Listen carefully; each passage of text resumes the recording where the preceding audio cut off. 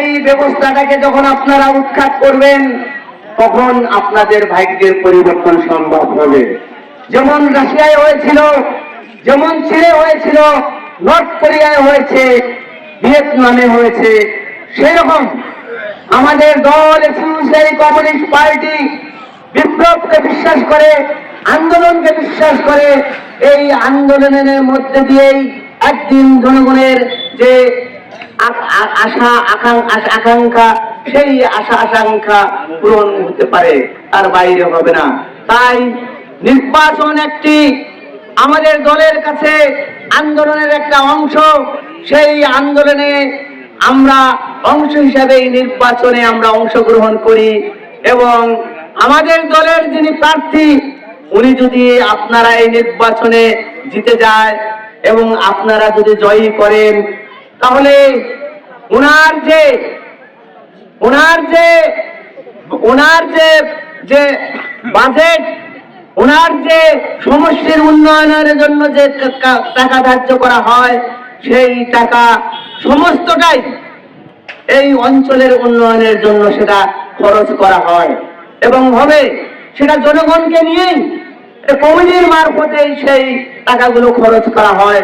একটি টাকাও নয় করা হবে না এবং সেই টাকা আপনাদের উন্নয়নের জন্যই সেই টাকাগুলো খরচ করা হবে এবং আপনাদের উন্নয়নের জন্যই সেই টাকাগুলো খরচ করা হবে।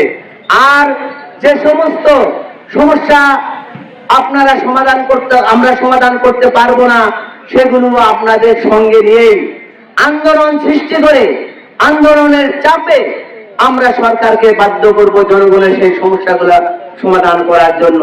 সেখানে আমাদের যে প্রার্থী, সেই প্রার্থী সেই আন্দোলনের সামনে থাকবে। যদি মার খেতে হয়, আমাদের সেই প্রার্থী, আমাদের নির্বাচিত যে সদস্য থাকবে, এমএলএ থাকবে, বিধায়ক থাকবে, সে আগে মার পিঠ খাবে। তার যদি গুলি খেতে হয়, সে গুলিটা তার বুকে আগে এসে লাগবে।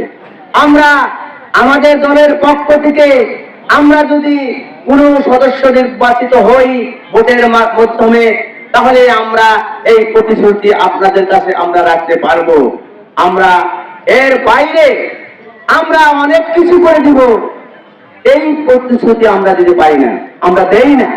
তাই আগামী 9 এপ্রিল আমাদের আসাম বিধানসভা কেন্দ্রে আমাদের এই সমষ্টি, একই সাথে গোটা আসামের 126টা কেন্দ্রে ভোট হবে।